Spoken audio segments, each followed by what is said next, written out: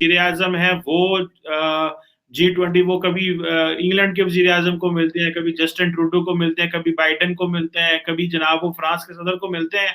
तो ये हमारे मुल्क की डायरेक्शन क्या है और हम क्या कर रहे हैं? तो मोदी साहब वहां बैठे हुए हैं जहां उनको बैठना चाहिए, या उनकी काम जिस तरह एक फॉरवर्ड लुकिंग किस्म की काम के तौर पे देख रही है कि हमने इंटरनेशनल कम्युनिटी के साथ किस तरीके से इंटरेक्ट करना है और किन किन टर्म्स और कंडीशंस पे करना है, और इन रिटर्न हम क्या चाहते हैं और क्या बनना चाहते हैं। कि कहाँ एशियन टाइगर बनना था और कहाँ मौलवियों के हाथों ब्लैकमेल हो रहे हैं। रोम पे जो है वो एक तो मोदी जी को जो है ना जफ्फियां डालने का बड़ा शौक है। मैं कल भी दिखा रही थी इनकी कई पिक्चर्स है जिसमें मोदी जी जो है वो गले मिल रहे हैं हर किसी से, लेकिन पता नहीं इमरान खान साहब से कब मिलेंगे। तो उनसे भी मिलने तो अच्छी बात है ताकि दोनों जो कंट्रीज हैं उनमें थोड़ी टेंशन कम हो। तो इस विजिट पे आप क्या हमें इन्फॉर्म करना चाहेंगे, हम थोड़ा सा समझना चाहेंगे आपसे कि जो गए हैं आपके प्राइम मिनिस्टर नरेंद्र मोदी जी गए हैं इटली और रोम में मिल रहे हैं पोप से, तो क्या इससे क्या रिजल्ट निकल रहा है और इसकी क्या रीजन है, क्यों गए हैं और क्या कुछ एक्टिविटीज वहां पे हैं और कितना इम्पोर्टेंट है ये मीटिंग उनकी कितनी इम्पोर्टेंट है? प्राइम मिनिस्टर मोदी के साथ जो एडवाइजर्स हैं, चाहे वो सिंगला जी हो फॉरेन सेक्रेटरी या हमारे जयशंकर साहब हो फॉरेन मिनिस्टर, ये जो एडवाइजर्स हैं ये एडवाइस उस एंगल से देते हैं कि आपको करना क्या है। पोप से मीटिंग बहुत इंपॉर्टेंट मीटिंग थी। एक तो पाकिस्तान की तरफ से बार बार ये आवाजें आ रही थी कि इंडिया में माइनॉरिटीज सेफ नहीं है और माइनॉरिटीज के ऊपर तशद्दुद होती है, एट्रोसिटी होती है, वो सारी चीजें। तो पोप से ये मीटिंग जो है, इस मीटिंग ने एक बात तो क्लियर कर दी कि पोप और पोप इंडिया को किसी एट्रोसिटी वाले कंट्री के एंगल से नहीं देखता और उन्होंने कुछ बोला भी नहीं। मीटिंग 20 मिनट्स के लिए शेड्यूल थी और मीटिंग चली करीब 1 घंटा।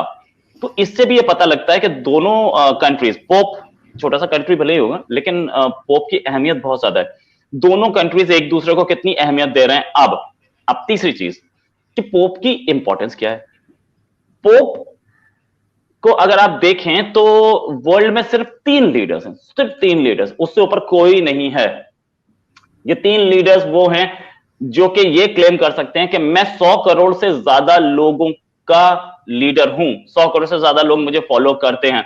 एक उसमें प्राइम मिनिस्टर मोदी है, 130 करोड़ की पॉपुलेशन। एक चाइना के प्रेसिडेंट जिनपिंग जो कि 140 करोड़ की पॉपुलेशन है, और पोप जिनके कंट्री में तो सिर्फ 800 लोग रहते हैं, और वो जो कंट्री में 800 लोग रहते हैं उनमें से भी किसी के पास वेटिकन का पासपोर्ट नहीं है। इटली का पासपोर्ट कुछ के पास होगा, बाकी सबके पास दूसरे कंट्रीज के पासपोर्ट है, ठीक है। लेकिन फैक्ट इज के पोप के 100 करोड़ से ज्यादा फॉलोअर्स अक्रॉस द वर्ल्ड रहते हैं। इनफैक्ट पोप को प्राइम मिनिस्टर मोदी ने बुलाया भी कि आप हमारे पास आइए, और उन्होंने पोप ने बोला कि ये तो मुझे आज तक का सबसे अच्छा गिफ्ट मिला और वो इंडिया आने के लिए तैयार है, जल्दी उनकी विजिट हो जानी चाहिए।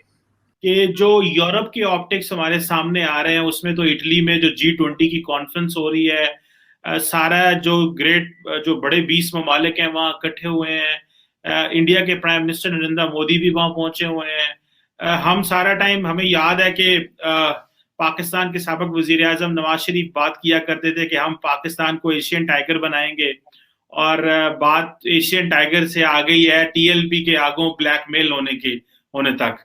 सो एक वक्त था कि रियासत ने एशियन टाइगर बनना था, और अभी एक वक्त आ गया कि हम ब्लैकमेल हो रहे हैं, हम सरेंडर कर रहे हैं। और भारत के जो वजीर आजम है वो G20 वो कभी इंग्लैंड के वजीर आजम को मिलते हैं, कभी जस्टिन ट्रूडो को मिलते हैं, कभी बाइडेन को मिलते हैं, कभी जनाब वो फ्रांस के सदर को मिलते हैं।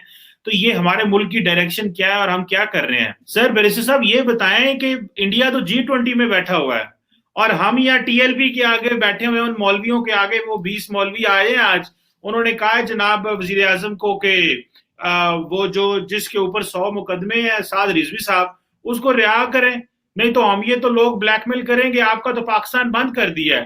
तो ये जो डायरेक्शन है हमारी कि कहाँ एशियन टाइगर बनना था और कहाँ मौलवियों के हाथों ब्लैकमेल हो रहे हैं, सर ये हम किस तरफ जा रहे हैं? ये जनाब बात ये है कि जिसकी जो ख्वाहिश होती है ना और जो जदोजहद होती है उसको उसी के मुताबिक मिलता है। और ये बड़ी सीरियस बात है, मैं आपको बता रहा हूँ कि आप अगर गहराई से देखें तो ज़हनी तौर पे हम लोग किस सदी में रहते हैं। आपका प्राइम मिनिस्टर जो है वो ज़हनी तौर पे किस सदी में स्टक है।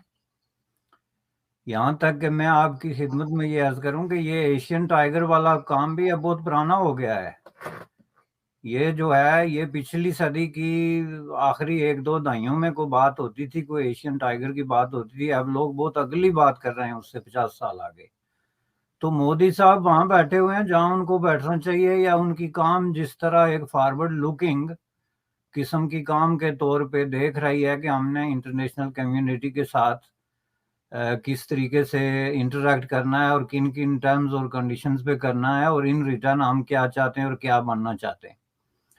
इसमें आप कंपैरिजन करके देखें कि आप क्यों बैठे हुए हैं टीएलपी वालों के साथ। इसलिए कि आपका ओढ़ना बछूना, आप जो है वो 7वीं-8वीं सदी से लेके 12वीं-13वीं सदी के दरमियान के वो जितना जनाब किस्से कहानियां हैं, जो वाकयात हैं, जो चीज़ें हैं, चलें वो अपनी जगह बहुत मुक़द्दस है, उनका हम बड़ा एहतराम करते हैं, लेकिन उनका आज के ज़माने से कोई ताल्लुक नहीं है। आज के ज़माने में आपके प्रॉब्लम्स जो हैं वो ये हैं, फॉर एग्जांपल कि आपको जो है वो एनर्जी डेफिशिएंसी का सामना है। वीडियो से 2 क्वेश्चन हमें मिले। हेलो दोस्तों, मैं हूं अंकित सिंह और आज उस क्वेश्चन का जवाब देता हूं। एक तो मोदी जो जा रहे हैं और वर्ल्ड में सबसे मिल रहे हैं, इसको लेके बहुत सारी बातें होती है पाकिस्तान में, इसके बारे में मैं बोलता हूं। उसके बाद एक आरजू काज़मी ने बोला कि कभी गले मिल लेते इमरान खान से मोदी तो रिश्ते ठीक हो जाते। पहली बात पे आते हैं कि बहुत लोगों से मिलते हैं। तो देखो, जब भी पीएम मोदी बाहर जाते हैं तो लोगों से मिलते हैं। वो लोग भी पीएम मोदी से मिलना चाहते हैं, बिकॉज आज इंडिया बहुत ज़्यादा डेवलपमेंट की कगार पे है और डेवलप कर रहा है। इस सारे देश जो देखते हैं कि इंडिया से अगर हम मिलते हैं तो हमारा भी डेवलपमेंट होगा, यानी हमारे रिश्ते ठीक होंगे। बड़ा देश से कौन नहीं मिलना चाहता और कौन क्या नहीं करना चाहता, इससे मिलते हैं। ओके, ये तो रही मिलने जुलने। अब आते हैं इमरान खान और मोदी का मिलने का। देखो क्या होता है कि यहाँ पे जो भी देश का नेता आपस में मिलते हैं तो अपने देश को रिप्रेजेंट करते हैं, और पाकिस्तान और इंडिया के हालात भी सही नहीं है। और प्लस में अगर पाकिस्तान बात करेगा तो वो डायरेक्ट कश्मीर पे आएगा या फिर ऐसे ही अंट संट बातों पे आएगा, जो कि इंडिया बिल्कुल भी नहीं चाहता। बिकॉज इंडिया को चाहिए कि ग्रोथ वाला सीन। अभी इंडिया सोच रहा है कि जिससे भी मिले वो ग्रोथ वाला हो और उसके साथ में हम ग्रोथ कर सकें। दैट द रीजन कि पाकिस्तान इंडिया को क्या दे सकता है कि इंडिया उसके लिए आगे आए और बोले कि भैया पाकिस्तान हमको दे दो, हमारा इसके बिना काम नहीं चल रहा। पाकिस्तान कुछ भी दे नहीं सकता। हाँ, लेने की बात कहो तो पाकिस्तान, तो देखो भैया, जब तक पाकिस्तान ग्रोथ नहीं करेगा तब तक इंडिया का, दुनिया का कोई भी देश उससे मिलने को तैयार नहीं होगा। लोग गले नहीं मिलते, वहां पे देश गले मिलते हैं आपस में। ये मेरी बातों से कितना आप एग्री करते हो वो कमेंट में बताओ। मिलते हैं गाइस नेक्स्ट वीडियो में। Bye bye.